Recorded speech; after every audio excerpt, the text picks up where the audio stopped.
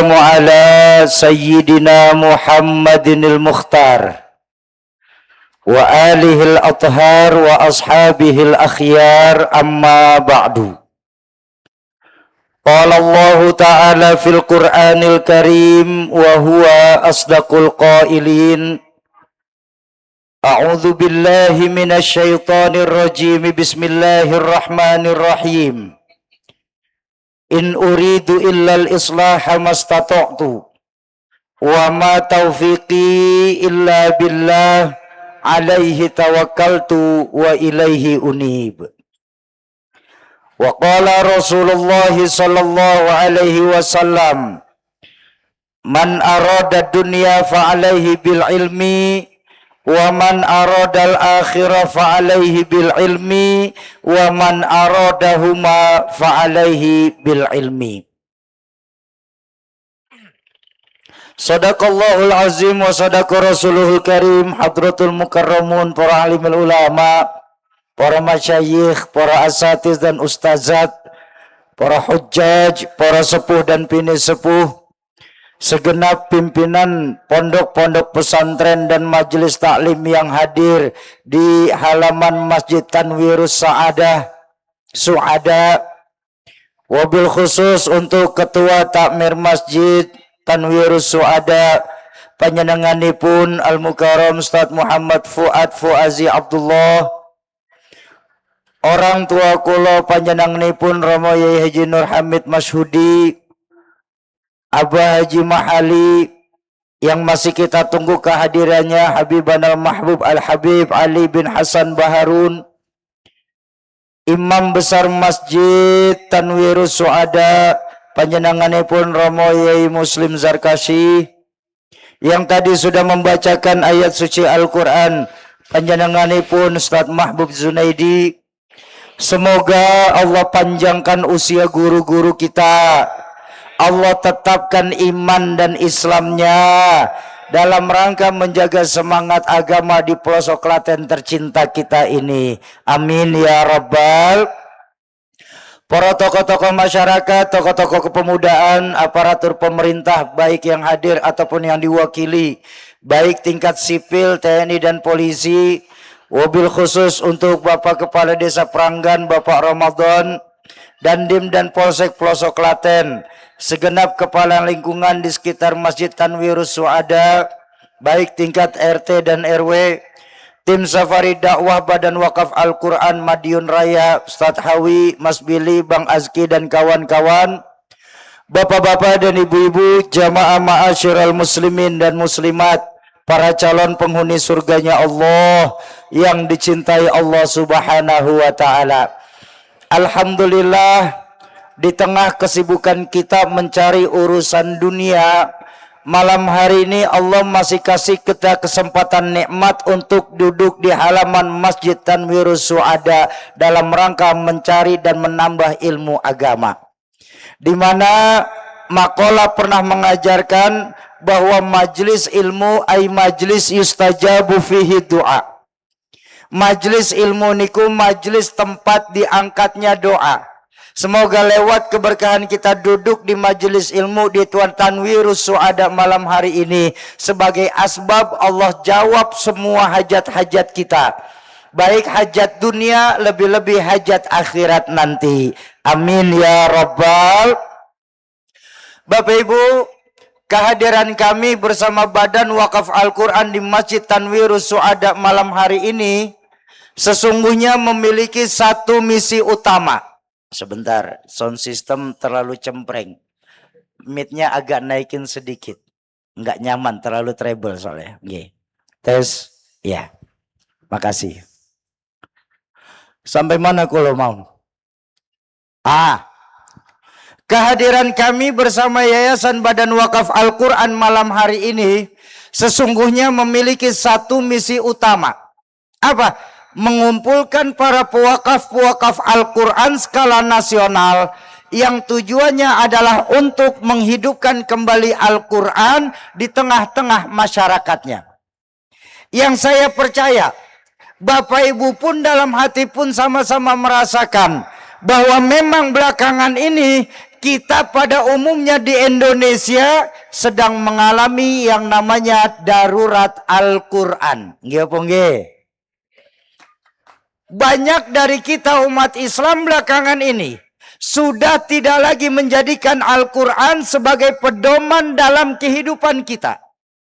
Padahal apapun yang kita cari dalam kehidupan ini, baik kehidupan kita di pelosok Klaten, lebih-lebih untuk kehidupan kita di akhirat, semua sudah tertulis rapi di dalam Al-Quranul.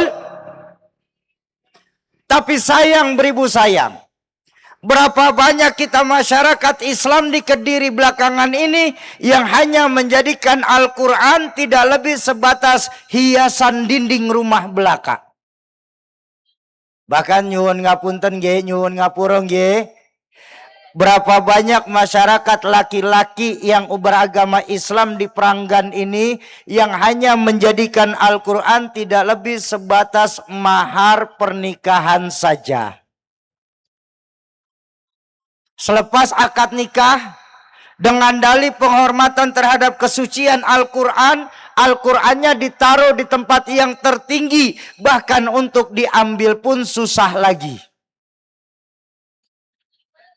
Kapan kira-kira Quran bisa turun ke tengah-tengah masyarakat? Biasanya awal-awal Ramadan. Ini loh kita sekarang. Padahal baginda Nabi sendiri mengajarkan, Iqra'ul Quran fa innahu ya'ti yaumal qiyamah syafi'an li ashabi. Baca itu Al-Quran. Karena sungguh Al-Quran yang kita baca nanti akan datang memberikan pertolongan hari kiamat untuk para sahabat-sahabat Al-Quran.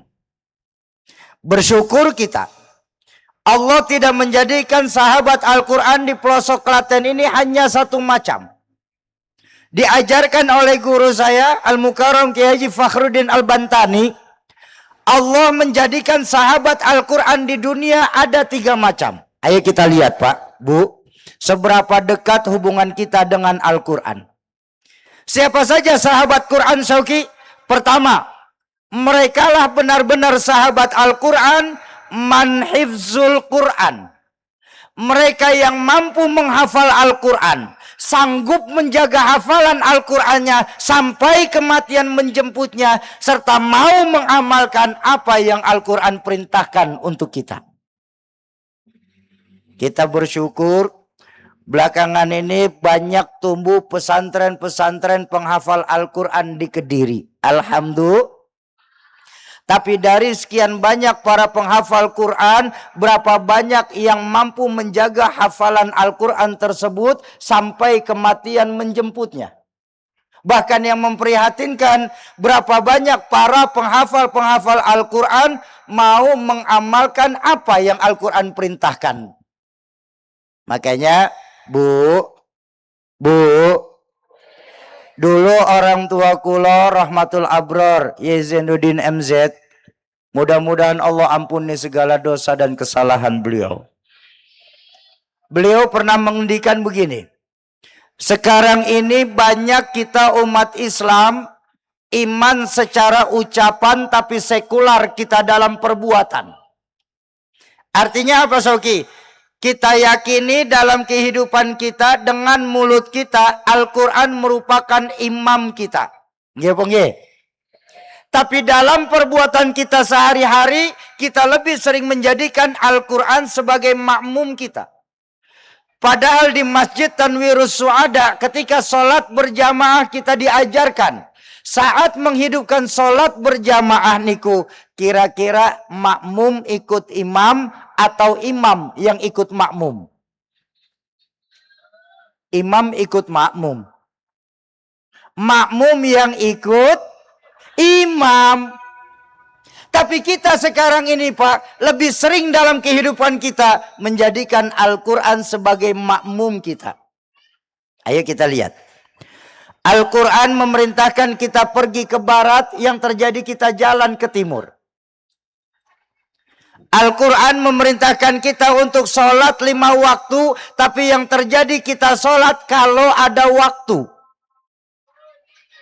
Allahu Akbar, Allahu Akbar. Baru azan. Allahu Akbar, Allahu Akbar. Baru qomat. Allahu Akbar. Imamnya Mbah Yai Muslim lama kalau baca Quran beliau. Sampai selesai sholat belum sholat juga kita. Ada yang kayak begitu di sini? Yang mana? Ini loh kita, Pak. Kita lebih menjadikan Al-Quran sebagai makmum kita daripada imam dalam kehidupan kita, Pak. Syauki, memang belum banyak yang bisa menghafal Al-Quran di peranggan ini, Syauki. Mudah-mudahan lewat keberkahan duduk bersama ahli ilmu malam hari ini, masa depan peranggan akan lahir para penghafal-penghafal Quran dalam rumah tangga kami. Amin ya Rabbal. Tapi apakah kami masih berhak menjadi sahabat Quran, Syauki? Tentu, karena yang kedua dari sahabat Quran ketika kita belum mampu menghafal, siapa? Man quri al-Quran. Mereka yang gemar membaca Al-Quran. Oh Syauki, kalau baca Quran kami di peranggan ini alhamdulillah masih baca Quran. Alhamdulillah. Walaupun kadang-kadang cuma malam Jumat saja, itu pun Yasin lagi, Yasin lagi. Beda surat Yasin Al-Kahfi, beda Al-Kahfi Ar-Rahman, beda Ar-Rahman Waqi'ah, beda Waqi'ah Al-Mulk. Ya, Fung, ya. 5 surat andalan masyarakat Nahdlatul Ulama. Syauki nggak boleh ngenyek. Kalau nggak ngenyek kok. Ngenyek di mana? Itu 5 surat kan memang diajarkan sama guru-guru kita. Monggo Bu. Ya, cari tempat yang nyaman. Monggo, monggo. Insya Allah pengajian sampai jam 1 malam ini.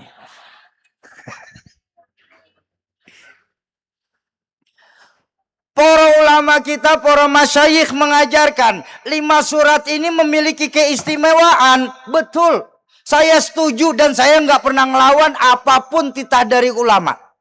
Saya setuju 5 surat ini membawa keistimewaan bagi yang membacanya. Contoh, Suratul Kahfi.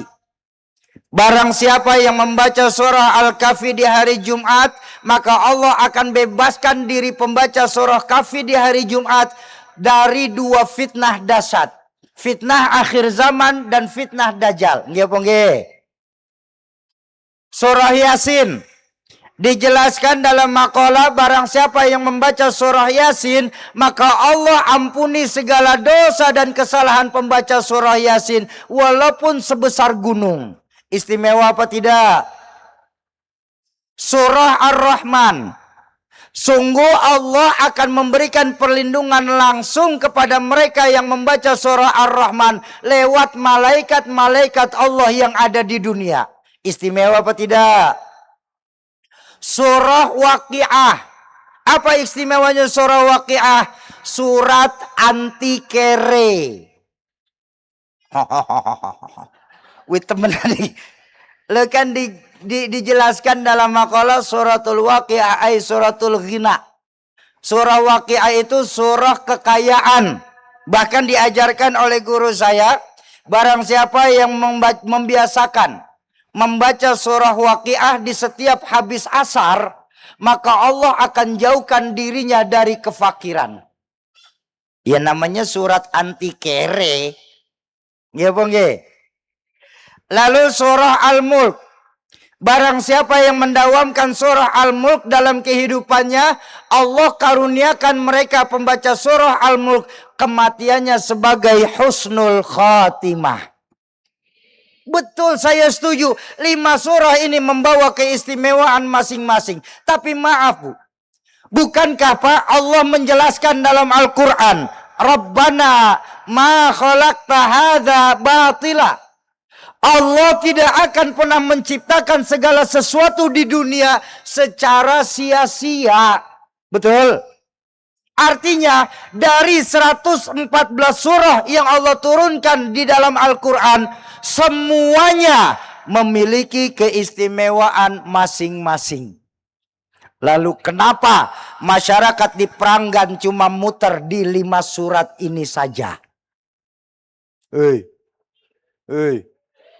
Kalau enggak Kafi Yasin, beda Yasin Ar-Rahman, beda Rahman Waqiah, beda Waqiah Tabarok. Muter aja enggak kemana-mana.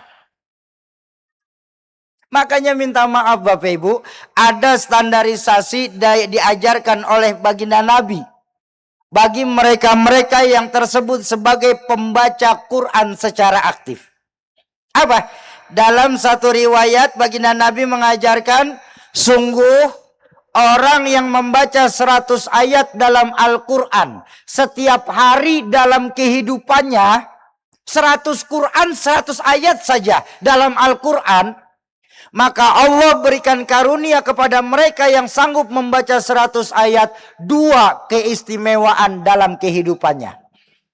Apa itu Syauki? Pertama, doanya tidak akan pernah tertolak dari sisi Allah.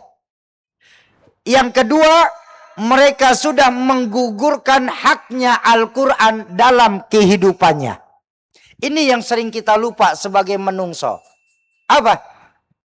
Segala sesuatu yang berhubungan dengan Allah secara langsung itu, kita menungso memiliki hak dan kewajiban. Betul? Betul?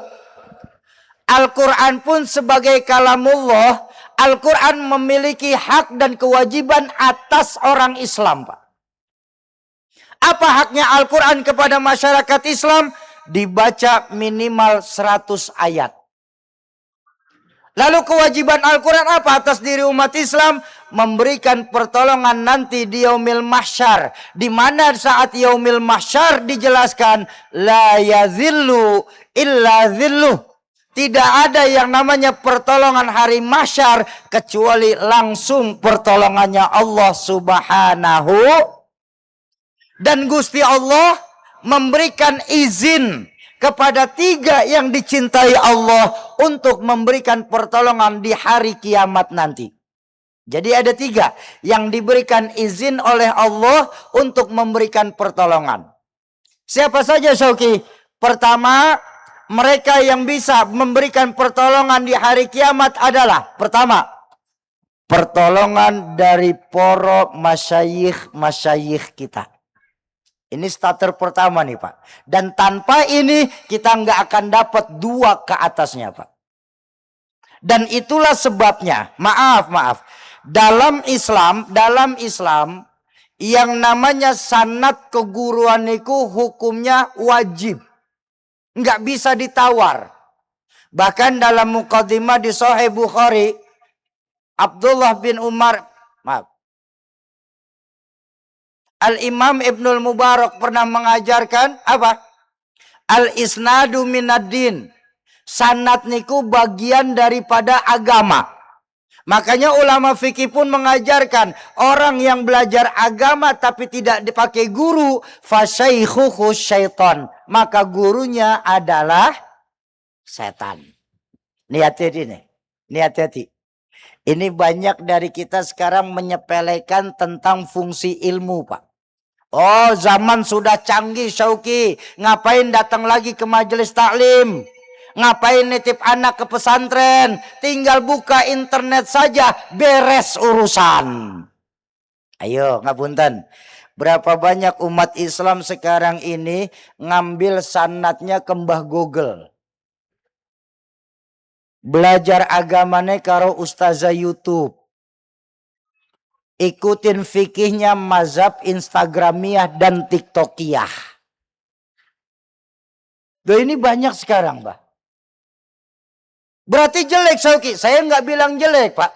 Banyak kok dalam internet belakangan ini masyarakat guru-guru dari NU. Gus Baha ngisi, Gus Kausar ngisi, betul. Tapi maaf Bu, yang kita perlukan ini sanad keguruan, bukan soal pengamalan. Internet itu bagus ketika kita punya guru. Kenapa? Karena ketika bertemu dengan hal yang kita tidak pahami, kita bisa langsung tanya kepada guru yang kelihatan. Repotnya internet kalau tidak pakai guru, apapun yang tertulis dalam internet, mau kita paham, mau tidak paham, kita akan telan mentah-mentah.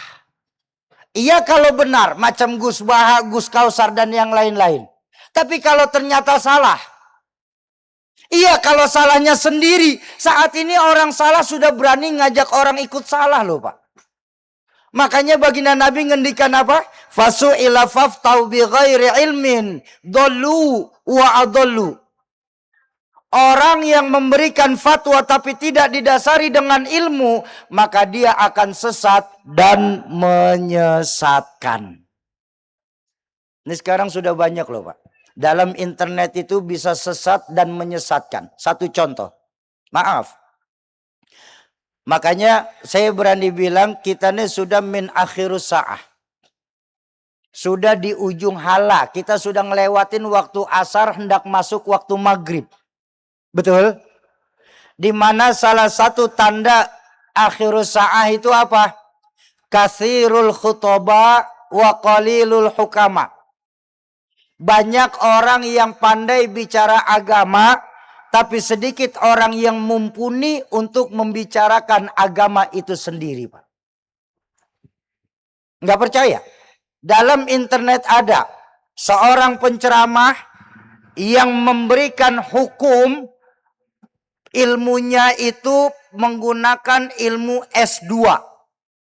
Setahu saya. Berapa banyak sekarang orang bicara agama ngomongnya setahu saya, Pak. Ini repotnya. Benar kata Gus Baha, apa? Islam bukan turun kepada kita.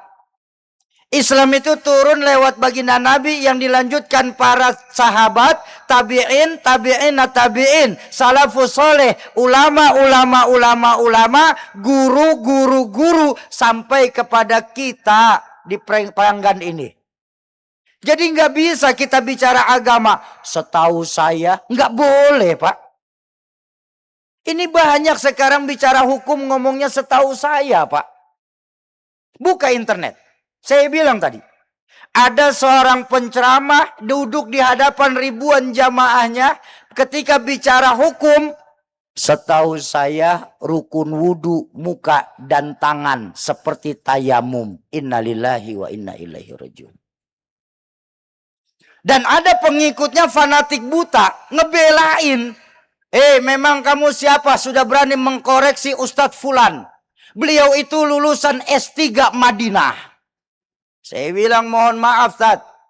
S3 itu cuma membuktikan dia pernah sekolah, bukan pernah ngaji.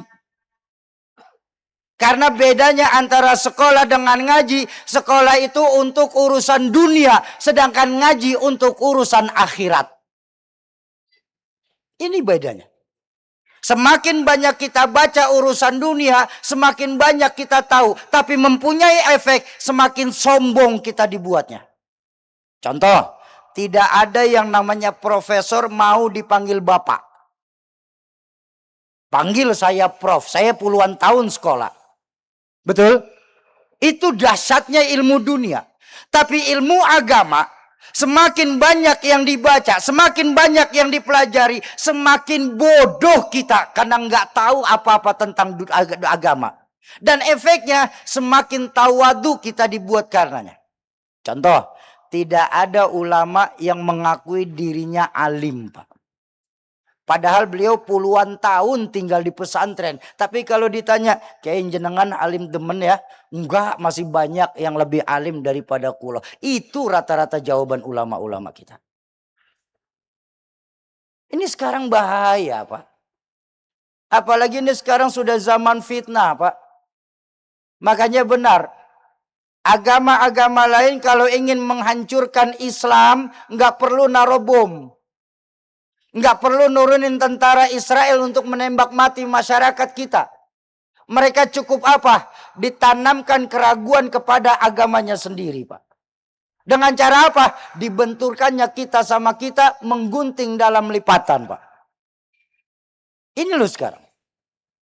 Mereka nggak berani secara terang-terangan. Makanya misi yang paling sempurna digunting sesama kita. Sekarang kita sama-sama ahlus sunnah wal jamaah saja sudah pada berantem kok Pak. Makanya benar orang tua saya bilang, fanatisme agama wajib. Fanatisme organisasi nanti dulu. Ini kita sekarang fanatisme organisasi. Makanya diajarkan orang tua saya, Rahmatul Abror, Ki Zainuddin MZ, perbanyak guru. Sedikitkan mursyid, satukan murabi. Kenapa perbanyak guru? Supaya kita tidak mudah terjebak dalam berani menyalahkan ibadah yang dilakukan orang lain. Perbanyak guru, alhamdulillah. Saya punya guru yang kalau dari Nahdlatul Ulama ya memang pongkolnya Pak. Cuma selain guru-guru Nahdlatul Ulama, kulo juga ngaji sama guru dari Muhammadiyah. Kulo juga ngaji guru dari Syiah. Kulo belajar Biharul Anwar. Kulo ngaji juga teman-teman di Hizbut Tahrir lewat kitab Tadhkirah. Kulo ngaji semua itu Pak. Jangan fanatik. Islam ini terlalu luas Pak. Untuk dipahami dengan otak kita yang demikian kerdil. Ayo. Apa yang kita bilang benar, belum tentu juga orang lain menyangka salah. Ini loh bijaknya. Makanya perlu memperbanyak guru, terutama buat para santri-santri. Jangan pernah merasa puas dengan ilmu yang kita miliki sekarang. Kenapa? 3 kalimat yang diajarkan orang tua kulo ketika masuk ke pelosok dulu. Ketika hendak haul, orang tua saya diundang. Ketika pas mau masuk gerbang, Rahmatul Abror, abah itu ayah almarhum, diam diri sebentar di hadapan gerbang, di depan gerbang. Beliau lihat tulisan. Tulisannya cuma 3 kalimat. Dan gak panjang. Jalan masih panjang. Segitu saja. Tapi beliau jabarkan. Ini kalimat pendek yang luar biasa maknanya. Seolah-olah di haflah tersebut pelosok mengajarkan kepada santri. Para santri. Bolehlah kalian sudah hafal itu Jurumiyah, Imriti, Alfiyah, Imam Malik. Tapi jangan lupa, apapun yang kau punya, jalan masih panjang. Jangan pernah merasa cukup dengan ilmu yang kalian miliki. Ini loh kita. Perjalanan amat sangat panjang Pak. Dunia ini terlalu luas. Kalau cuma dibandingkan dengan sebuah daun kelor saja Pak. Fantasyiru fil ard. Berjalanlah kalian di muka bumi. Cari karunia Allah yang sedemikian dahsyat untuk kita umat Islam. Bapak Ibu jamaah ma'asyiral muslimin dan muslimat. Para calon penghuni surganya Allah. Yang dicintai Allah subhanahu wa ta'ala. Ya, itu yang pertama. Pertolongan dari para masyayikh kita. Ingat. Laula murabbi ma'araftu Rabbi. Kalau saja tidak karena guru-guru kita, maka niscaya kita tidak akan pernah kenal siapa Tuhan kita. Itu yang pertama. Yang kedua siapa Syauki? Yang kedua yang bisa memberikan pertolongan itu, pertolongannya Al-Quranul Karim. Dan yang ketiga, yang kita semua harapkan masyarakat di peranggan ini. Siapa? Syafaatul uzmahnya baginda Rasulullah Sallallahu alaihi wasallam. Oh begitu ya Syauki. Berarti Syauki, ya kalau cuma bacanya cuma muter di 5 surat ini, itu pun kadang-kadang cuma malam Jumat saja. Kita belum bisa jadi sahabat Al-Quran sesungguhnya menurut standar hadis. Tapi apakah kami masih berhak untuk menjadi sahabat Quran Syauki? Tentu. Jangan pernah berputus asa dari rahmat Allah. Karena sahabat Al-Quran yang ketiga siapa? Man uhiyal Quran. Mereka yang mau menghidupkan kembali Al-Quran di tengah-tengah masyarakatnya. Sebagaimana Nabi pun mengajarkan khairukum Man ta'allamal Qur'an wa 'allamahu. Sebaik-baiknya kita umat Islam, kata baginda Nabi, yang terus membelajar Al-Qur'an dan mengajarkan Al-Qur'an. Nah, makanya atas dasar itu kami berharap semoga malam hari ini jamaah Masjid Tanwirus Su'ada mau ikut berpartisipasi lewat kami dalam rangka menghidupkan Al-Quran dan menciptakan Indonesia di masa yang akan datang. Bukan cuma Indonesia emas, tapi juga Indonesia sebagai negara yang tersebut dalam Al-Quran, baldatun thayyibatun wa rabbun ghafur, insya Allah. Bapak Ibu jamaah ma'asyiral muslimin dan muslimat yang berbahagia, sebelum kita mulai majelis ilmu malam hari ini, itu belum pembukaan, itu tadi baru pembukaan saja. Ini baru kita mulai majelis ilmu. Ya. Bapak Ibu, sebelum kita mulai majelis ilmu malam hari ini, izinkan sebentar lagi akan ada tim kami yang mengitarkan kotak infak. Tapi saya harus jujur, tujuan infak malam ini bukan untuk Al-Quran.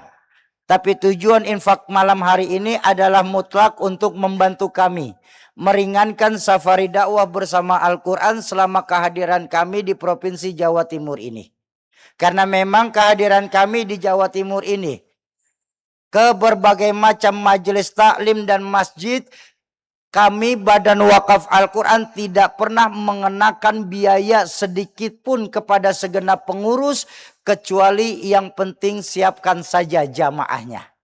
Kok kalian berani si Sauki melakukan perjalanan ini?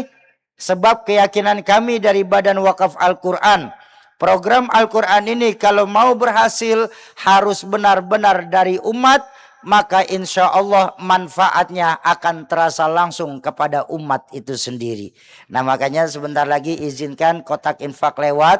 Bagi Bapak Ibu yang diberikan keluasan rezeki sama Allah malam hari ini, kami berharap bantuannya untuk meringankan safari dakwah bersama Al-Quran, insya. Sambil kotak infak lewat untuk menghemat waktu, yang bawa duit dan mau membantu tolong siapin dulu duitnya. Yang ndak bawa duit juga ndak apa-apa, pinjam dulu sama sebelahnya. Oh, bercanda. Bercanda Pak. Ayo sama-sama kita membaca sholawat asghil. Semoga lewat keberkahan sholawat asghil yang kita bacakan malam ini, Allah jauhkan peranggang kita dari bencana.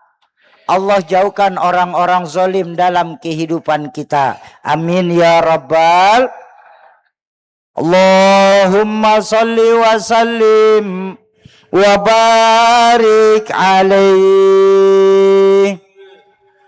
Allahumma salli ala sayyidina Muhammad wa ashghili zalimin bi zalimin. Allahumma salli ala sayyidina Muhammad wa ashghili zalimin bi zalimin. Wa akhrijna min bainihim salimin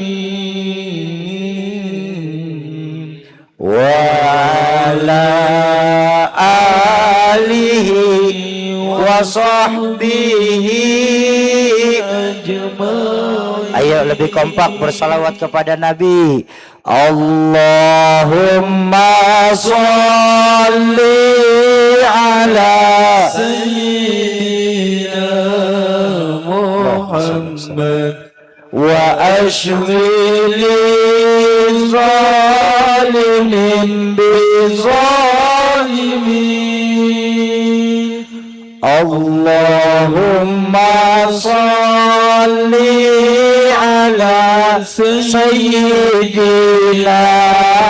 Muhammad wa ashghili zalimin bizalimin wa akhrijna min bainihim salimin. Aghithna ya Rasulullah, aghithna. Wa ala alihi wa sahbihi ajma'in. Sallallahu Rabbuna ala nuril mubin Ahmad al-Mustafa Sayyidil Mursalin wa ala alihi wa sahbihi wa ajma'in wa ala alihi wa sahbihi ajma'in. Alhamdulillah, terima kasih Hadrah sudah ngebantuin. Bapak Ibu, sambil kotak infak masih berjalan, ayo kita lanjutkan pengajian. Tapi sebelumnya, semoga harta yang Bapak Ibu keluarkan secara tunai malam hari ini lewat keberkahan ilmu di masjid sebagai asbab Allah lipat gandakan nilainya. Sebagaimana doa para malaikat-malaikat Allah di dunia, Allahumma a'ti munfiqan khalafa. Ya Allah, berikanlah mereka ganti yang paling baik bagi mereka yang mau mengeluarkan harta di jalan Allah Subhanahu. Bapak Ibu jamaah ma'asyiral muslimin dan muslimat yang berbahagia, dalam kesempatan yang berbahagia pada malam hari ini, izinkan mengambil keberkahan ilmu di hadapan para ahli-ahli ilmu. Saya menyampaikan sebuah hadis dari baginda Rasulullah Sallallahu Alaihi Wasallam tentang akhir zaman yang sangat patut kita renungkan hadis ini. Bapak Ibu, baginda Nabi pernah bersabda, sayati zamanun ala ummati la yabqa minal Islam illa ismuh wa la yabqa minal Qur'an illa rasmuh masajiduhum amirah wa hiya kharabum minal huda. Akan datang nanti zamannya di tengah-tengah umatku ini, di Pranggan ini, di pelosok Klaten ini, di mana saat itu Islam cuma dikenal sebatas cerita.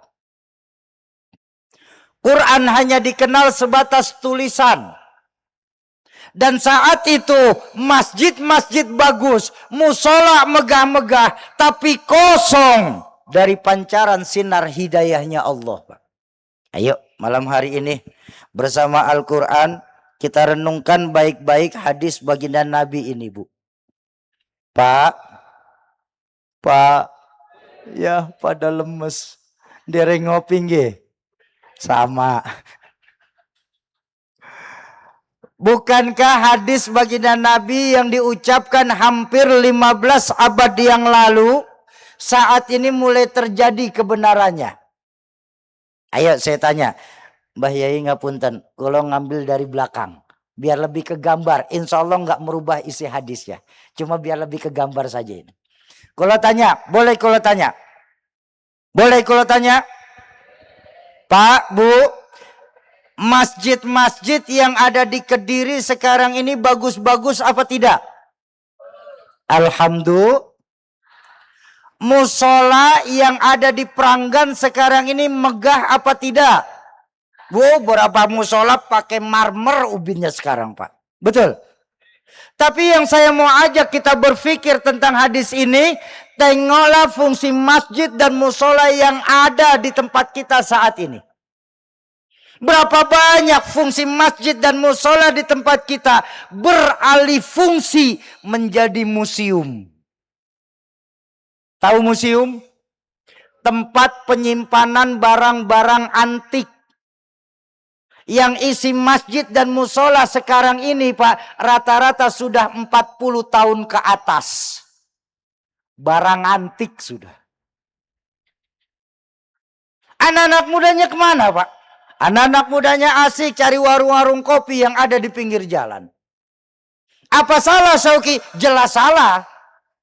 Baginda Nabi sendiri menjadikan masjid sebagai pusat kegiatan umat Pak. Baginda Nabi mengajarkan umat Islam dengan masjid harus laksana ikan sama air.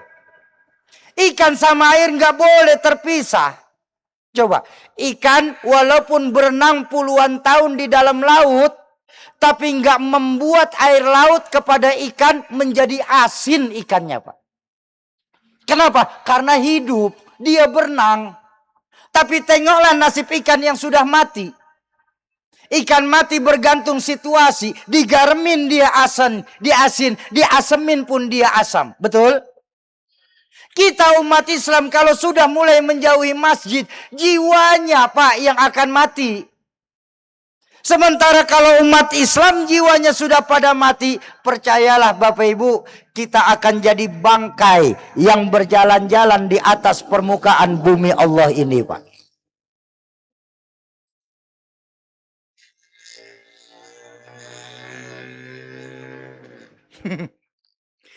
Suaranya udah nyampe, motornya masih kelihatan.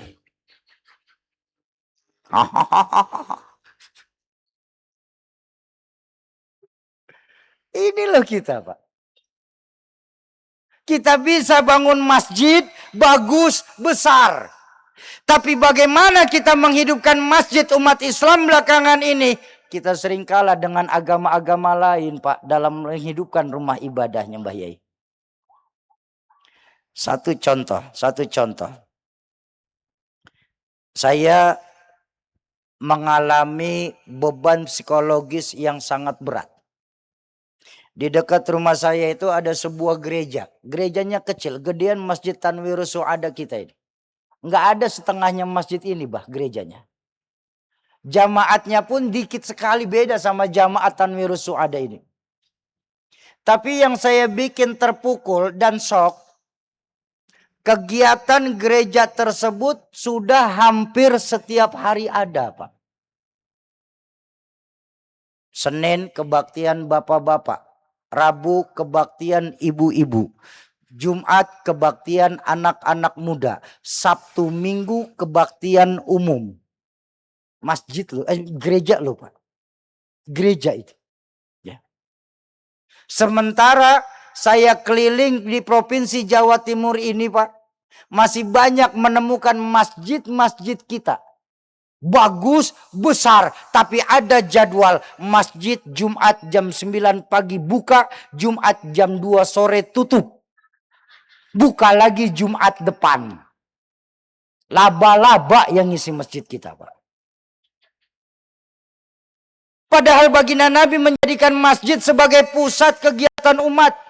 Di masjid baginda Nabi menghidupkan sholat berjamaah. Di masjid pula baginda Nabi mengajar agama. Di masjid pula baginda Nabi melakukan lobi-lobi politik. Bahkan di masjid baginda Nabi mengatur strategi militer untuk berperang. Masjid dijadikan pusat kegiatan umat.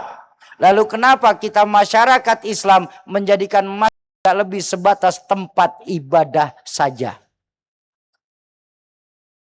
Kalau sudah selesai sholat, masjid kita langsung sepi macam kuburan Pak. Ini loh kita sekarang ini Pak. Padahal Al-Quran sudah mewanti-wanti. Allah berfirman dalam Al-Quran, Bismillahirrahmanirrahim. Innama ya'muru masajid Allah man amana billahi wal yaumil akhir wa aqamas shalah wa ataz zakah. Orang yang gemar memamurkan masjid menurut Quran memiliki 3 ciri dalam kehidupannya. Ayo kita tanya sama diri kita masing-masing Pak. Apakah masih ada salah satu dari 3 ciri ini dalam diri kita sehingga kita nggak mau menghidupkan masjid-masjid kita, Pak? Ayo kita tanya. Apa saja ciri-ciri orang yang gemar memamurkan masjid? Pertama disebutkan dalam Al-Quran, man amana billahi wal yaumil akhir. Mereka benar-benar beriman kepada Allah dan hari akhir. Ayo, Bapak Ibu, saya ajak jalan-jalan lagi. Saya minta maaf, saya minta ridho kalau ucapan saya salah. Bukankah sama-sama kita rasakan, Bu, bukankah sama-sama kita rasakan bahwa memang belakangan ini akibat kebutuhan kita akan dunia yang semakin meningkat, menyebabkan iman kita kepada Allah yang semakin menurun. Syauki, rasa-rasanya kamu baru sekali ini keliling di Kediri, Syauki. Apalagi masuk ke Pranggan. Kok kamu berani sih menilai masyarakat Pranggan? Sudah gitu penilaian kamu salah lagi, Syauki. Kami di Pranggan ini insya Allah imannya stabil antara urusan dunia dengan akhirat. Betul apa betul? Bohong. Saya minta maaf, Pak.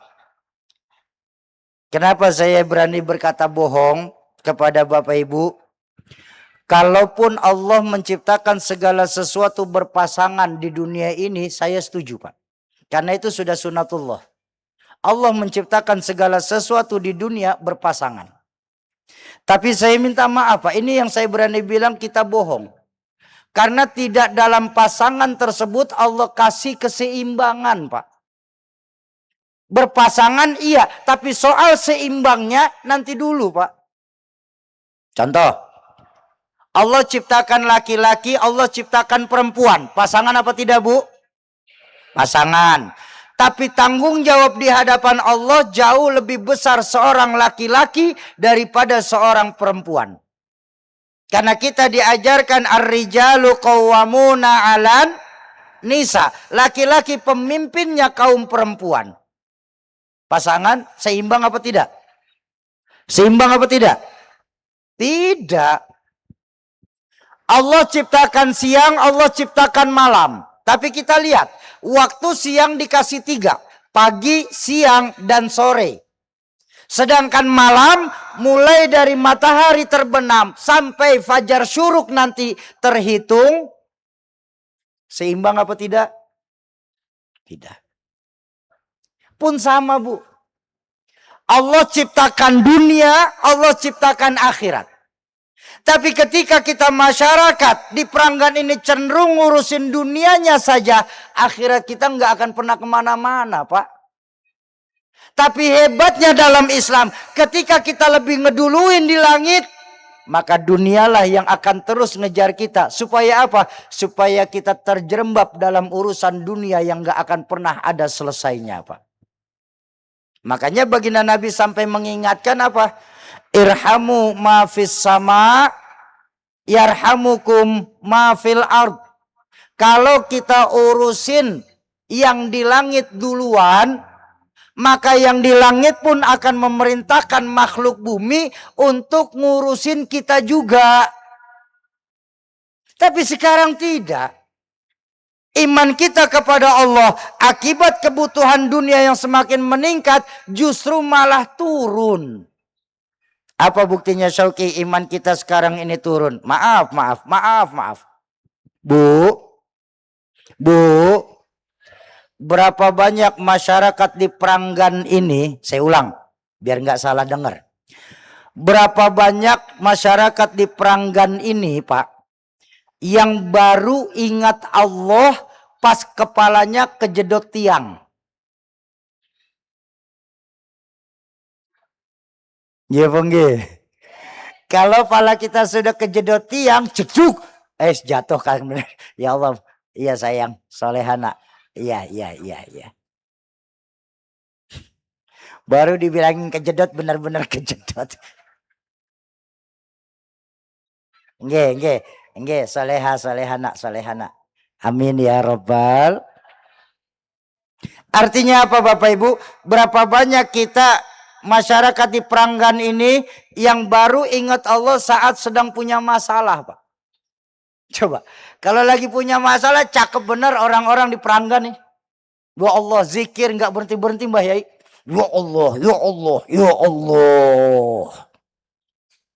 Salat, belum azan udah masuk tanwirus suada. Sama para masyayikh langsung akrab Pak. Kenapa? Lagi punya masalah. Tapi begitu Allah selesaikan masalah kita, jalan ke tanwirus suada nyasar lagi kita Pak. Makanya maaf, perjalanan yang paling jauh itu bukan pergi umroh dan haji. Perjalanan terjauh itu bukan ke Jakarta. Tapi perjalanan yang paling jauh itu adalah menghidupkan sholat berjamaah di masjid-masjid yang ada di depan rumah. Bu, mungkin ke Surabaya, ke Malang dalam sebulan bisa sekali 2 kali kita berangkat. Ke Jakarta mungkin setahun bisa 3 kali kita jalan. Tapi ke masjid yang ada di depan rumah kita cuma Idul Fitri dan Idul Adha.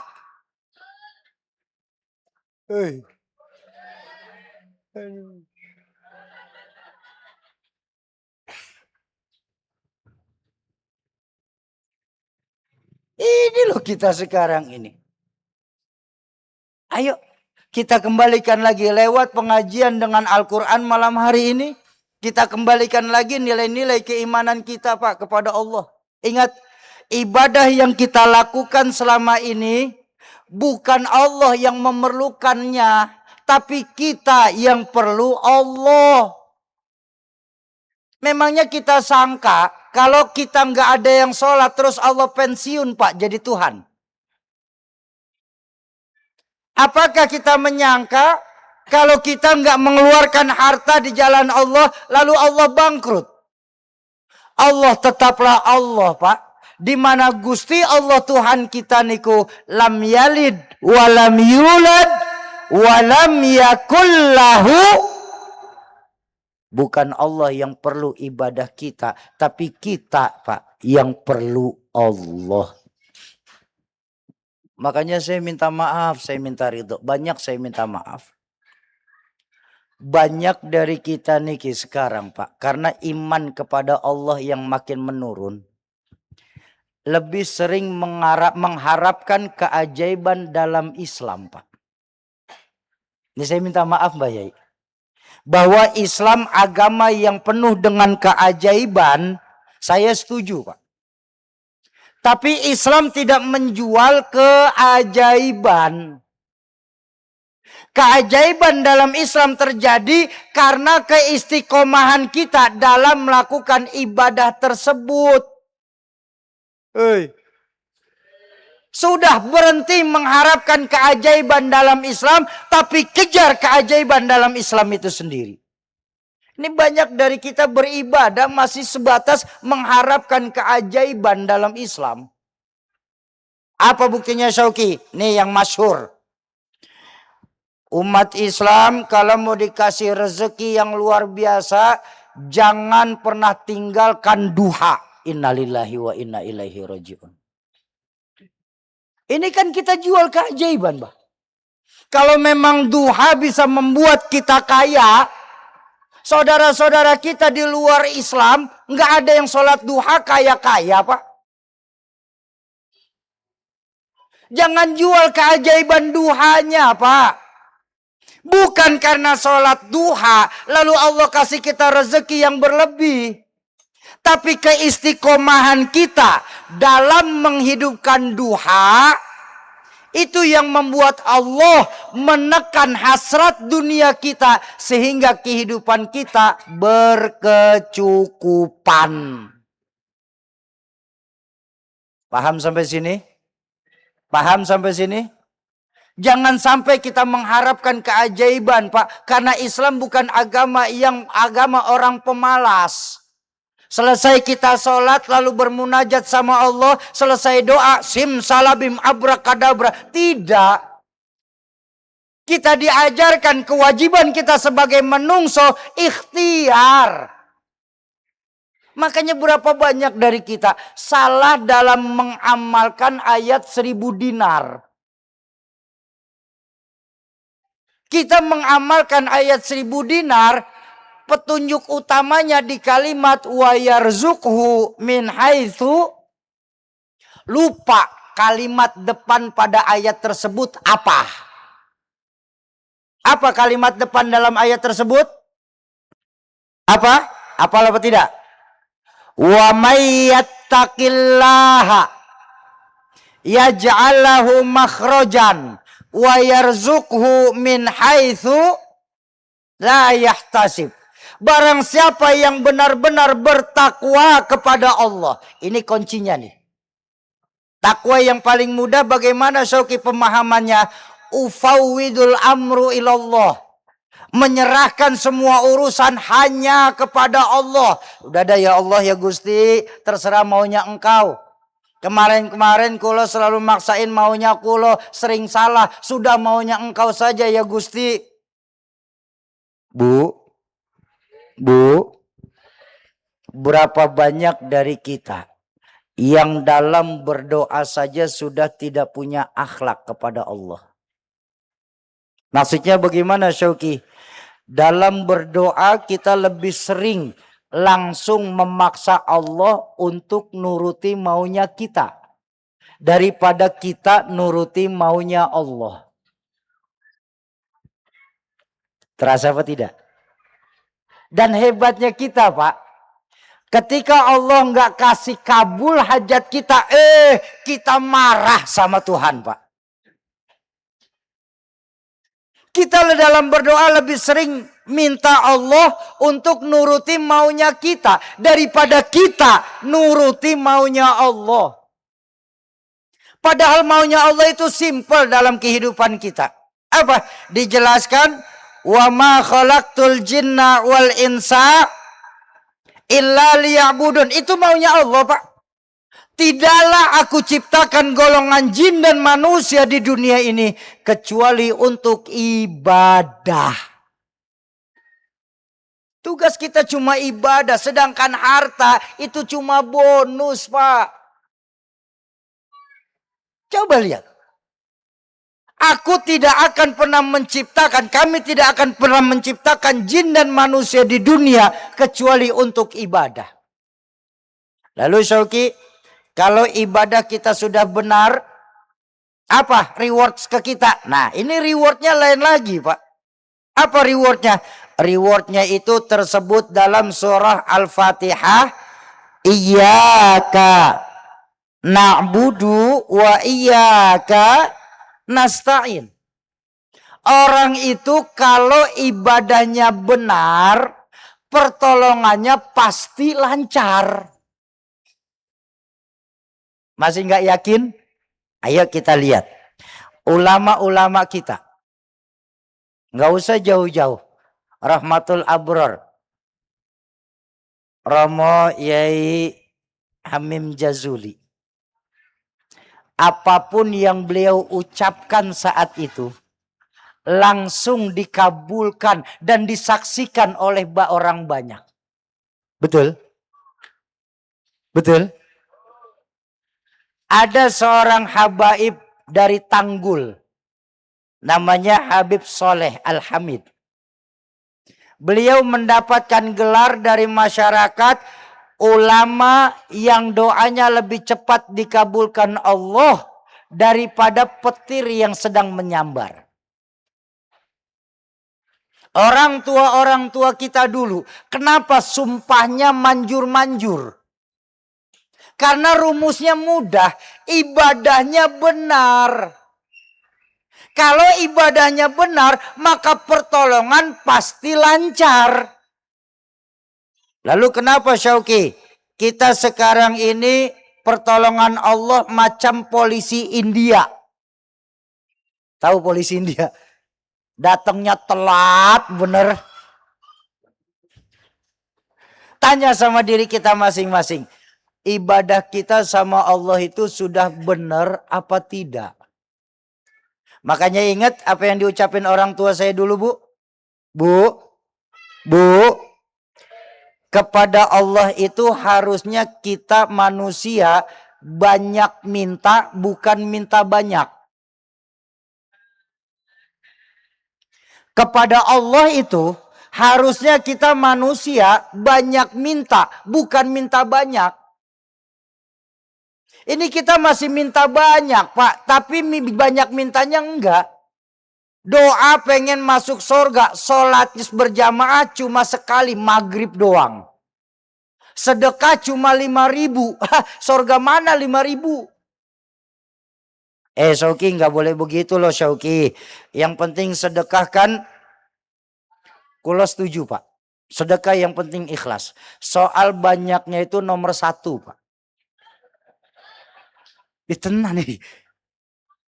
Nih saya kasih tahu satu rahasia dari guru saya Al-Mukarram Sayyid Ali Baswedan. Ini satu rahasia besar. Mau saya kasih tahu. Tapi janji dulu jangan kasih tahu siapa-siapa lagi ya. Soalnya rahasia ini. Sedekah itu kata beliau daripada kecil nggak ikhlas, mendingan banyak tapi ikhlas. Sedekah itu paksain. Setelah paksain jadinya terpaksa. Setelah terpaksa jadinya terbiasa.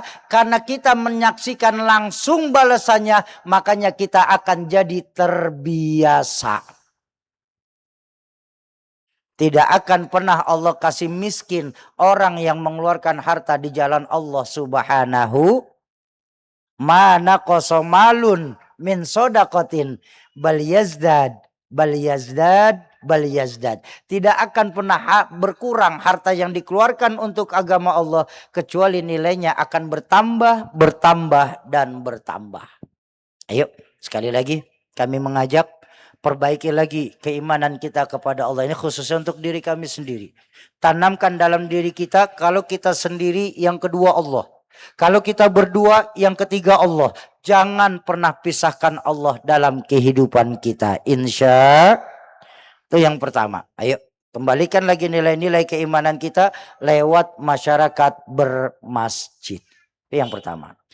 Yang kedua, ciri-ciri orang yang gemar memakmurkan masjid apa? Wa aqamas sholah. Dan mereka juga gemar menghidupkan sholat berjamaah. Nah ini juga nih, maaf.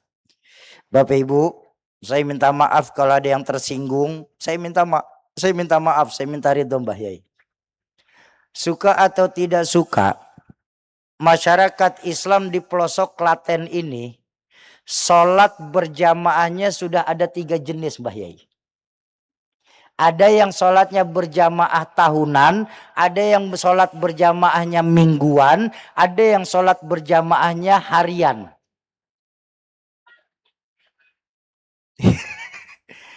Yang berjamaahnya tahunan Idul Fitri sama Idul Adha. Ini aja baru ngerasain tanwirus su'ada, itu pun di halaman. Yang mingguan Jumat aja, Jumat jangan sampai lolos. Yang harian pun diajarkan Nabi sholat berjamaah di masjid kombinasi angka 4-4-3-4-2 zuhur asar maghrib isya. Lalu kenapa kebanyakan di Peranggan sholat berjamaah angkanya 00300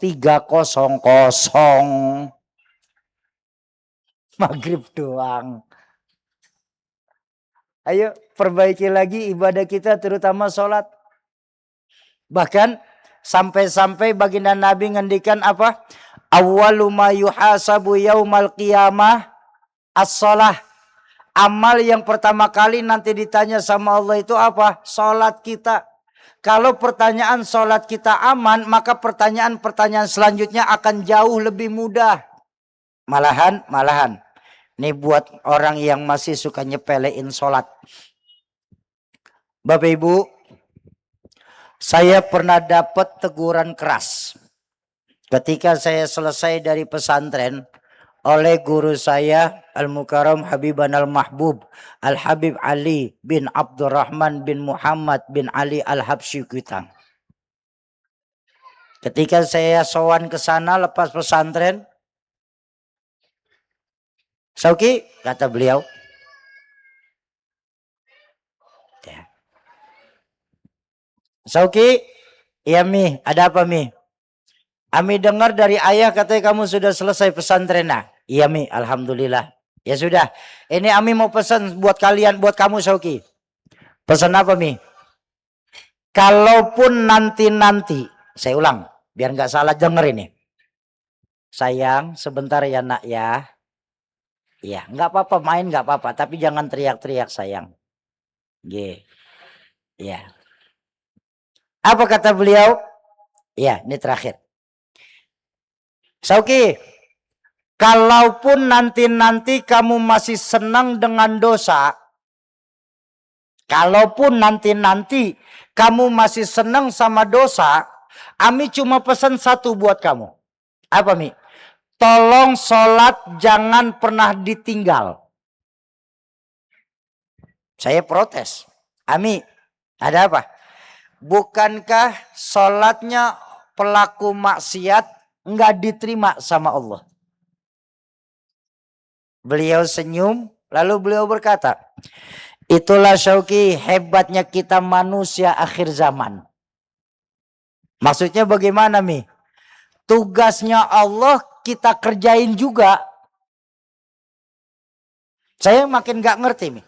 Soal diterimanya sholat kita kan itu urusan Allah. Kenapa kita mesti berpikir? Ayo. Berapa banyak dari kita yang sering menilai ibadah orang lain Pak?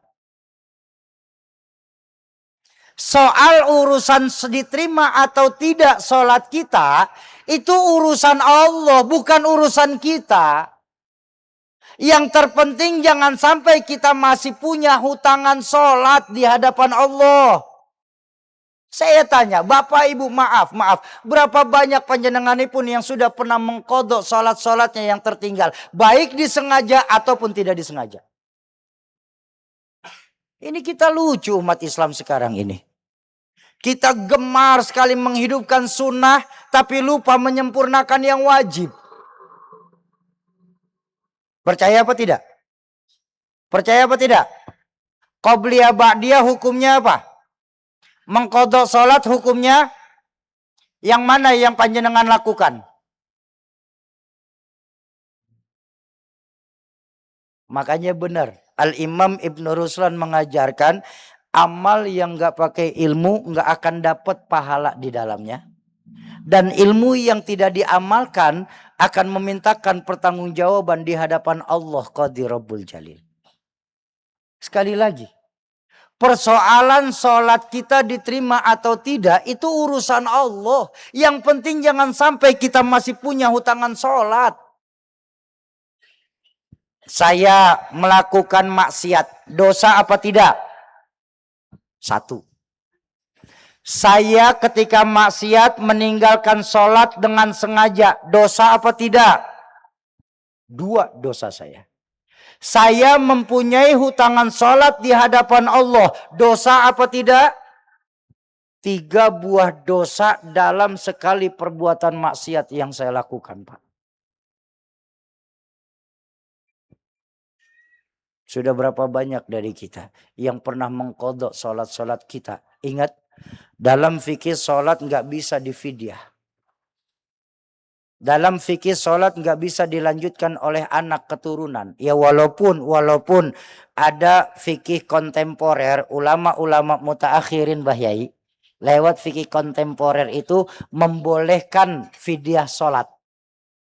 Tapi saya harus jujur, saya nggak ngaji langsung sama beliau-beliau yang dalam kitab fikih kontemporer. Guru-guru kulo semua mengajarkan sholat itu tidak menerima fidyah. Artinya ketika kita di dunia masih punya hutangan sholat, Allahumma sholli ala sayyidina. Kaget lampu nih. Jangan ngagetin loh mas, kalau lagi ngomong serius loh Kiki.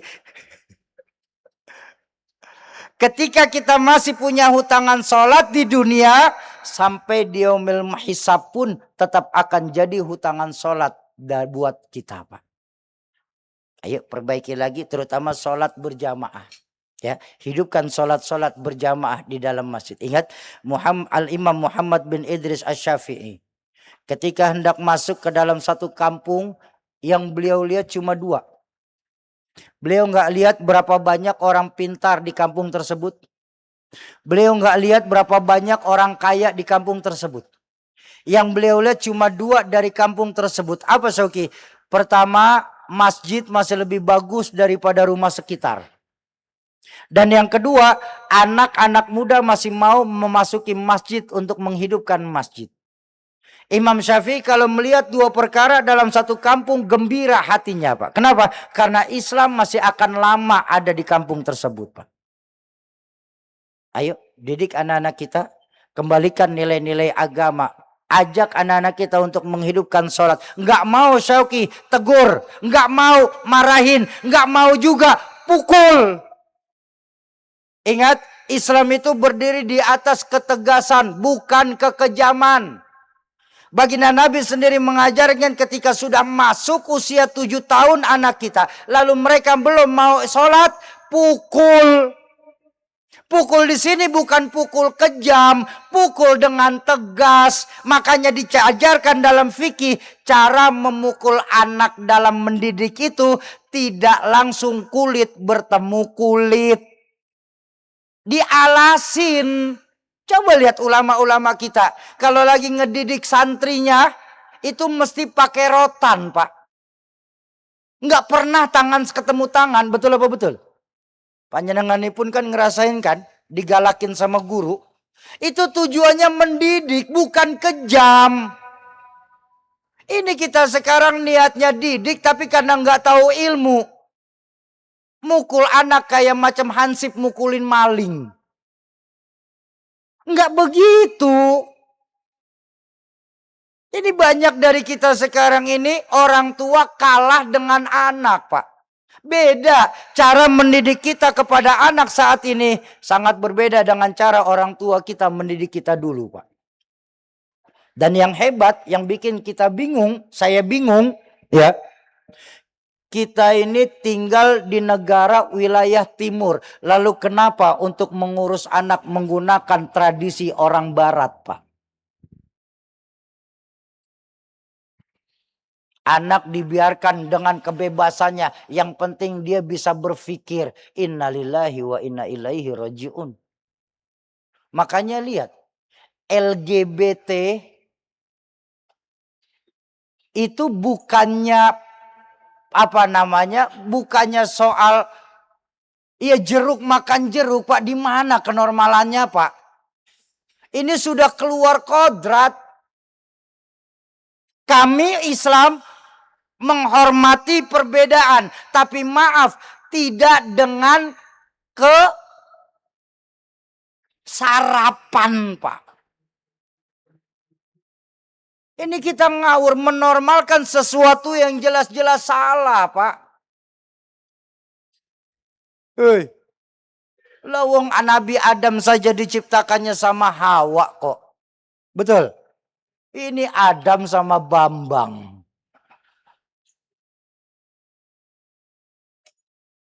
Ini loh, akibat kita buta tentang agama. Kita nggak mau ngedidik anak-anak kita. Kita merasa orang tua sorga cuma milik panjenenganipun mawon. Kita nggak mau ngajak anak-anak kita untuk masuk sorga. Padahal Al-Quran mengingatkan, Qu anfusakum wa ahlikum naro. Jagalah dirimu, jagalah orang tuamu, jagalah orang-orang yang menjadi tanggung jawabmu dari siksa api neraka, Bu. Bu, kapan ibu terakhir memeriksa bacaan Quran anak dan cucunya?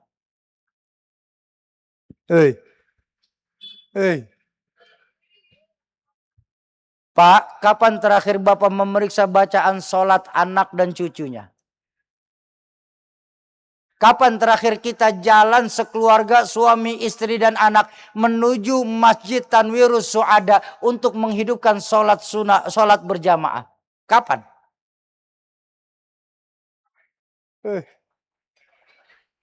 Kita sering kalah dengan anak-anak kita dalam mendidiknya, Pak. Ingat, status anak dalam rumah tangga Islam itu milkul manfaah. milik yang bakal diambil manfaatnya, bukan milkul mutlak. Macam raja memerintah budak. Allah menitipkan anak itu karena Allah percaya dan merupakan amanah dari Allah buat kita. Betul? Betul? Menyia-nyiakan amanah itu sama saja khianat dalam Islam. Dan khianat merupakan salah satu dosa besar yang ada dalam Islam ini, Pak. Dulu kalau kecil, kami kecil, saya, Ustaz Fikri Haikal, Ustaz Lutfi, adik kulo Zaki, itu kalau bangun telat sholat subuh,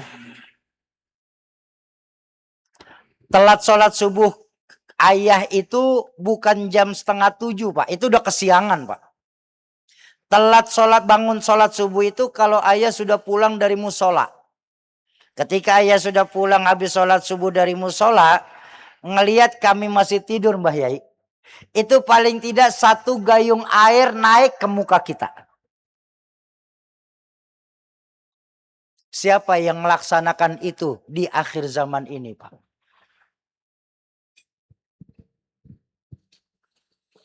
Guru Quran pertama kulo, Umi kulo, Umi Haja Siti Khalilah binti Haji Ayub. 7 tahun kemarin beliau sudah wafat. Mudah-mudahan lewat keberkahan Quran Allah ampuni segala dosa dan kesalahan beliau. Itu kalau beliau ngajarin Quran kami, Pak. Ya, dari habis asar sampai menjelang maghrib bareng sama teman-teman. Galaknya nggak ada beda, Pak. Antara kami dengan anak tetangga, kami ini galaknya 2 kali lipat, Pak. Kalau anak tetangga cuma diomelin lisan. Kalau kami sampai dijewer-jewer di depan teman-teman kami. Yang kedua, waktunya dari habis maghrib sampai nangis. Jadi bukan sampai selesai, sampai nangis.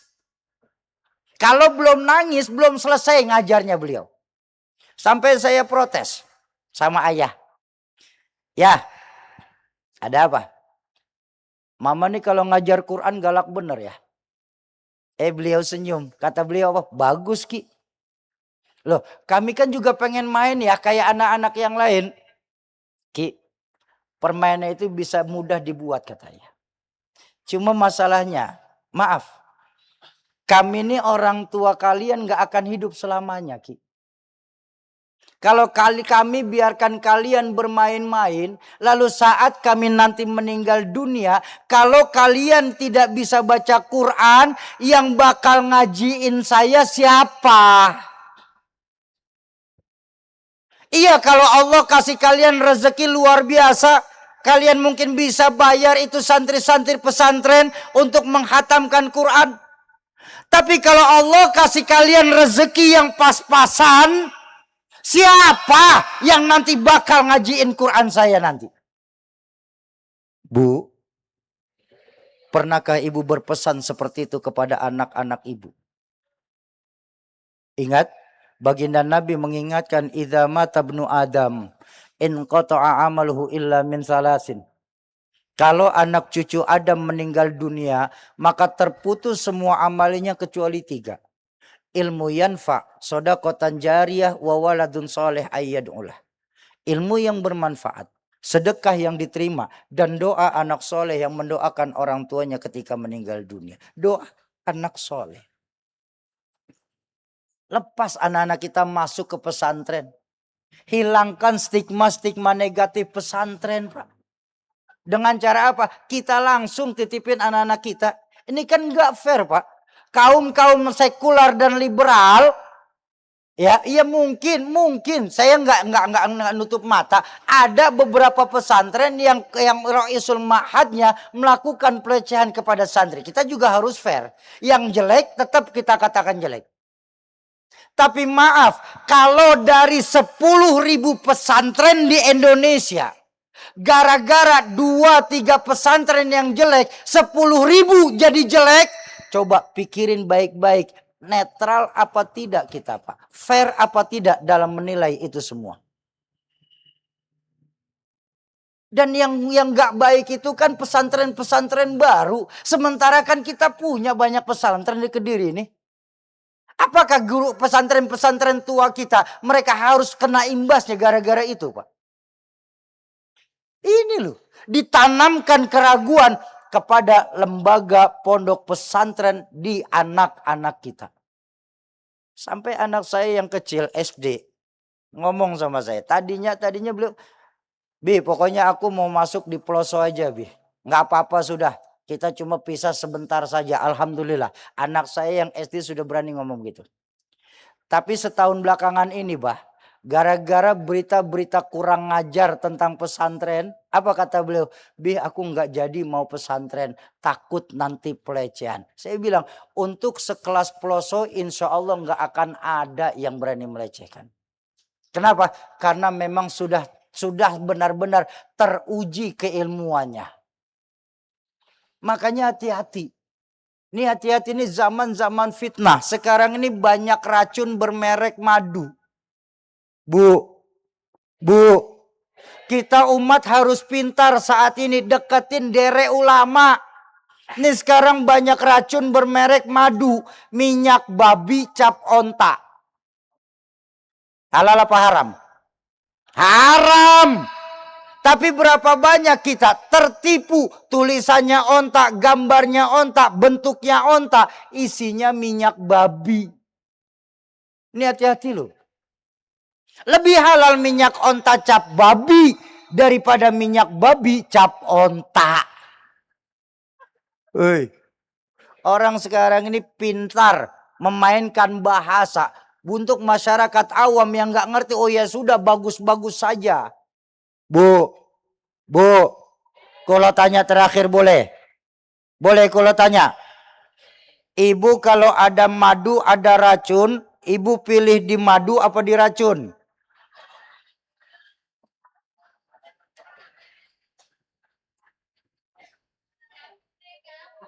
Dua-duanya racun, Sauki. Ayo, tanamkan kembali nilai-nilai agama semenjak dini dalam rumah tangga kita. Biasakan kita menghidupkan masjid-masjid yang ada di tempat kita. Insya. Itu yang kedua. Yang ketiga terakhir siapa? Wa ataz zakah. Mereka tidak khawatir dan tidak pernah takut untuk mengeluarkan harta di jalan Allah. Nah makanya malam hari ini atas yang ketiga ini kami ingin mengajak jamaah Masjid Tanwirus Sa'adah mau kiranya ikut berpartisipasi dalam rangka menghidupkan Al-Quran dan menjadikan di masa yang akan datang Indonesia yang Qurani. Insya. Syauki, saya pengen ikutan Syauki, cuma ada sedikit masalah. Apa? Saya nggak punya duit. Jangan soal duit jadi alasan kita untuk nggak mau beramal, Bu. Ya kamu mah lucu Syauki. Kalau nggak punya duit bagaimana saya beramal? Infak, sedekah dan wakaf itu UUD. Apa UUD? Ujung-ujungnya duit. Baik. Baik. Ada dua alasannya Bu. Kenapa kalau berani bilang jangan jadikan duit sebagai alasan utama nggak mau berwakaf. Pertama, yang nggak punya duit itu kita. Tapi kan Gusti Allah Maha Pemberi rezeki. Itu yang pertama. Yang kedua, malam ini kami nggak minta secara tunai. Tapi kalaupun bisa ada yang langsung tunai, kami berucap kepada Allah, Alhamdulillahirabbil alamin. Justru mengambil keberkahan para masyayikh kita malam hari ini. Kami ingin mengajak panjenengan pun langsung praktek atas apa yang sudah dijanjikan baginda Nabi dalam hadis, innamal a'malu binniyat wa innama likulli imri'in manawa.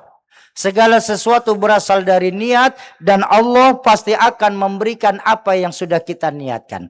Bu, Pak, dalam Islam jangankan berbuat baik, niat saja kan dapat pahala. Betul apa betul? Salah. Apunten nggih Bu, tidak dalam Islam setiap niat itu mendapatkan pahala. Contoh, saya niat nanti sholat subuh di Masjid Tanwirus Su'ada. Bagus nggak niat saya? Bagus. Tapi sampai qomat subuh saya belum keluar dari penginapan saya di kota Kediri.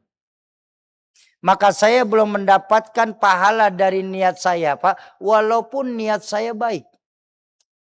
Memangnya Sauki niat yang menghasilkan pahala diatur dalam fikih itu wajib dibarengi dengan ikhtiar. Karena kewajiban kita manusia hanya sampai ikhtiar. Artinya saya niat sholat subuh di Masjid Tanwirus Suada. Jam setengah empat saya keluar dari penginapan saya dekat alun-alun menuju Pranggan Masjid Tanwirus Suada. Tapi di tengah jalan ban kendaraan saya pecah. Yang menyebabkan saya nggak bisa datang untuk sholat subuh. Disitulah ketetapan Allah terjadi kepada saya. Saya diberikan pahala sholat subuh Masjid Tanwirus Suada sebanyak jamaah yang datang untuk sholat subuh. Kenapa? Saya sudah membuktikan dengan melakukan ikhtiar. Soal hasil hak prerogatif Allah. Nah sama malam hari ini kami juga pengen mengajak Bapak Ibu ambil pahala niatnya saja. Caranya bagaimana Syauki? Cukup 3. Izinkan kami dari yayasan mencatat nama, nomor telepon, dan niat. Ini niat pun sunnah muakkadah. Harus tersebut. Hampir mendekati wajib untuk tersebut. Tidak ada lagi nanti kita masyarakat Pranggan yang nanti saja saya niatnya di rumah. Jangan. Karena di fikih diajarkan beda tempat sudah beda amal. Jadi sebutin saja. Malu Syauki dalam hati kok. Ya mungkin ada 1-2 orang yang bisa membaca hati malam hari ini. Saya minta maaf. Tapi kan gak mungkin dibaca kita semua Pak. Jadi sebutin saja niatnya. Saya niat untuk orang tua saya yang sudah meninggal dunia. Fulan bin Fulan. Saya niat untuk anak saya yang lagi terkulai sakit. Mudah-mudahan lewat Al-Quran Allah kasih sehat lagi. Karena Nabi menjanjikan dawu mardokum bis sodakoh. Obati penyakit yang ada dalam badan kita dengan mengeluarkan harta di jalan Allah. Sebutin siapa yang sakit. Atau untuk hajat dunia. Karena baginda Nabi pun mengajarkan orang yang membantu orang lain dalam melakukan kebaikan.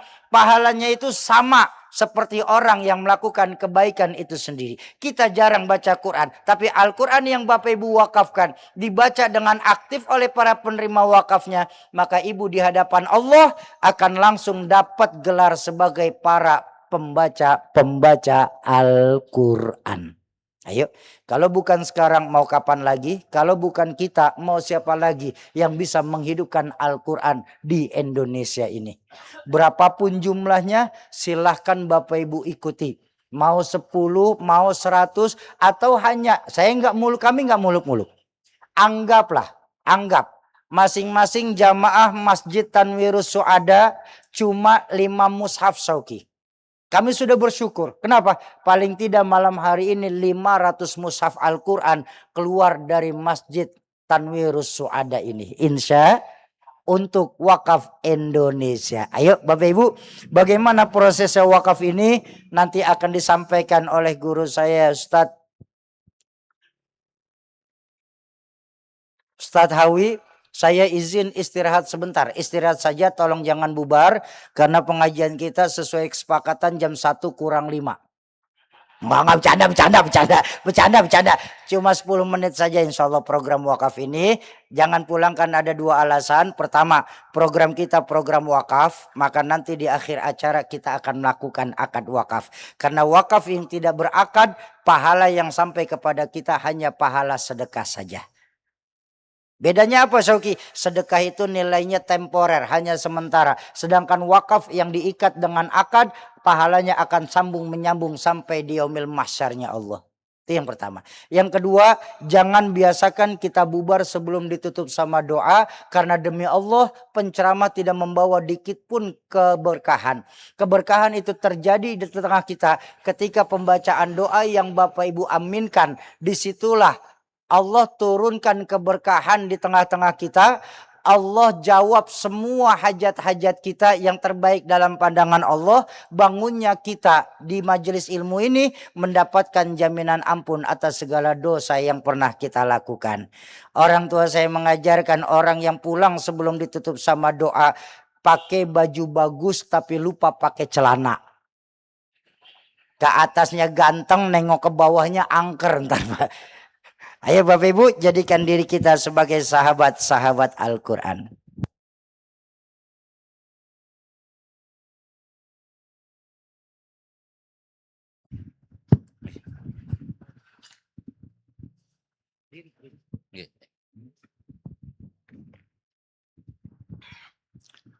Bapak sekalian ingkang tansah dipun rahmati Allah, sebagaimana ingkang kula aturaken di depan kala wau, di akhir kami dari Badan Wakaf Al-Qur'an menawarkan kepada panjenengan semua yang rawuh, yang hadir, secara pribadi-pribadi atau atas nama keluarga besar panjenengan, kalau ada yang berkenan menitipkan wakaf Al-Qur'annya, bisa mulai dari niat dulu. Mau ikut berniat wakaf secara sembunyi-sembunyi, baik senilai 10, 30, 50 mushaf ataupun lebih, atau yang hanya terbatas 1-2 mushaf pun, nanti selepas doa bersama hampiri tim kami yang menggunakan atribut Badan Wakaf Al-Quran. Berapapun yang Bapak Ibu niatkan malam hari ini sungguh sangat berarti untuk saudara-saudara kita di pedalaman-pedalaman Indonesia. Baik Bapak Ibu, sesuai dalam syariat ada 3 perkara dalam Islam yang wajib menggunakan akad. Apabila 3 perkara ini tidak didasari dengan akad, maka gugurlah kebaikan yang ada di dalamnya. Pertama nikah, yang kedua jual beli, dan yang ketiga wakaf. Nikah tanpa akad hukumnya zina. Jual beli yang tidak berakad, maka barang yang dibawa pulang adalah barang curian. Dan wakaf yang tidak didasari akad, pahala yang sampai kepada kita adalah pahala sedekah. Malam hari ini, baik secara terang-terangan ataupun nanti secara sembunyi-sembunyi, Bapak Ibu sudah mau ikut berniat wakaf. Maka tugas kami sebagai badan penyelenggara adalah mengikat niat wakaf Bapak Ibu dengan akad.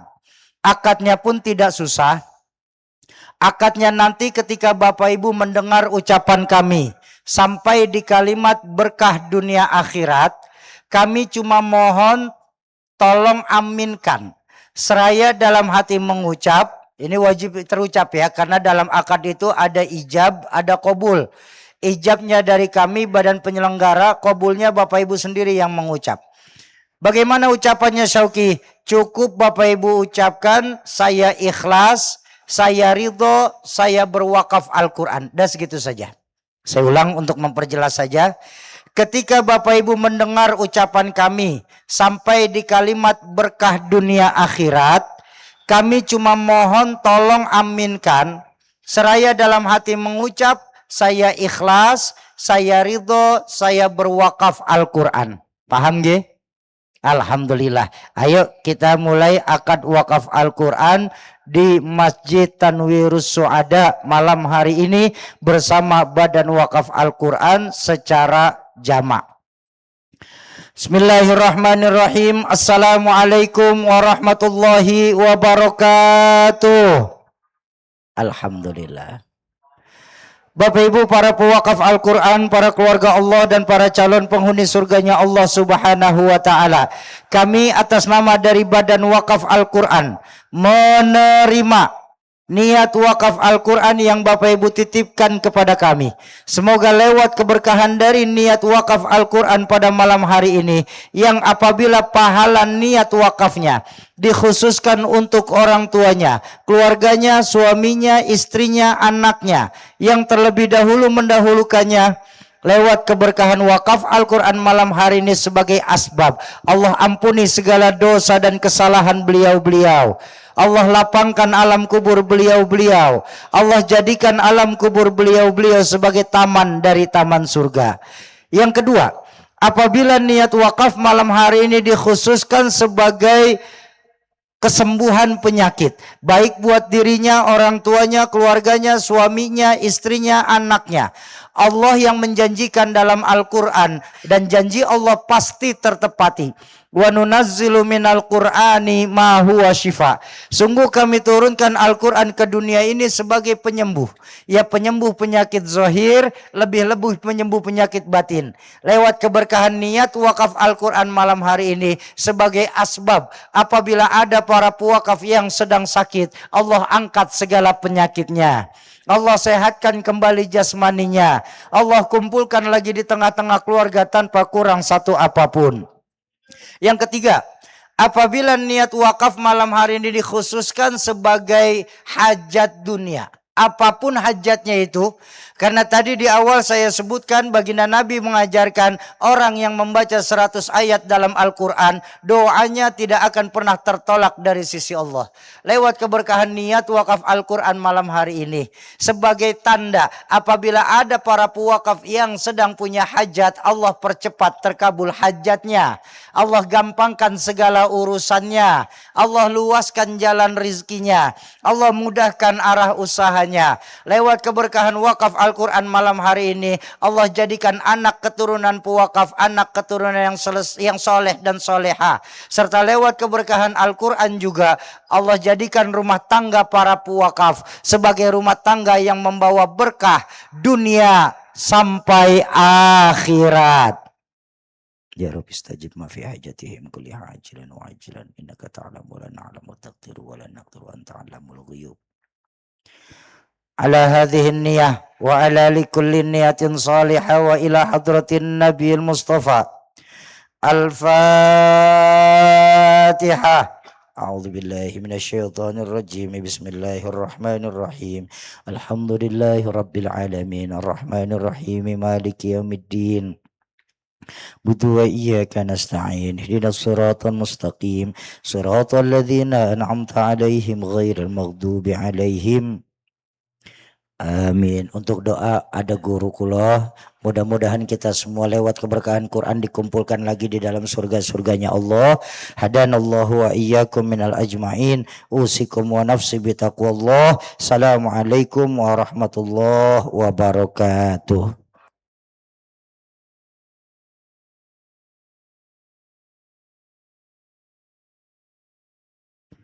Monggo katuran untuk menutup dengan doa.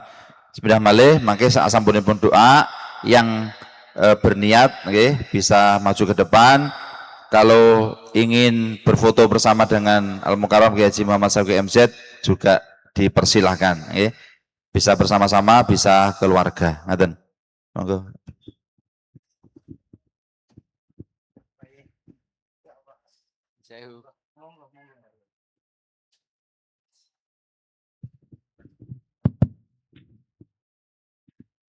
على هذه النية لكل نية صالحة. الفاتحة. أعوذ بالله من الشيطان الرجيم. بسم الله الرحمن الرحيم.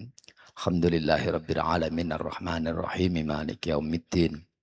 إياك نعبد وإياك نستعين اهدنا الصراط المستقيم صراط الذين أنعمت عليهم غير المغضوب عليهم ولا الضالين آمين. اللهم صل وسلم وبارك على سيدنا محمد. الحمد لله رب العالمين. حمدا يفي نعمه ويكافئ مزيده يا ربنا ولك الحمد كما ينبغي لجلالك وجهك الكريم وعظيم سلطانك. اللهم ربنا يا الله ربنا تقبل منا إنك أنت السميع العليم. اللهم ربنا يا الله ربنا تقبل منا إنك أنت السميع البصير. اللهم ربنا يا الله ربنا تقبل منا إنك أنت السميع الدعاء برحمتك يا أرحم الراحمين. ربنا سهل أمورنا وحسل مقاصدنا بلغنا إليك يا الله يا رحمن يا رحيم. اللهم ربنا اجمعنا جمعا مرحوما. اللهم ربنا اجمعنا جمعا مرحوما. اللهم ربنا اجمعنا جمعا مرحوما. ربنا آتنا في الدنيا حسنة وفي الآخرة حسنة وقنا عذاب النار والحمد لله رب العالمين. Ijabah doa bisirril Fatihah.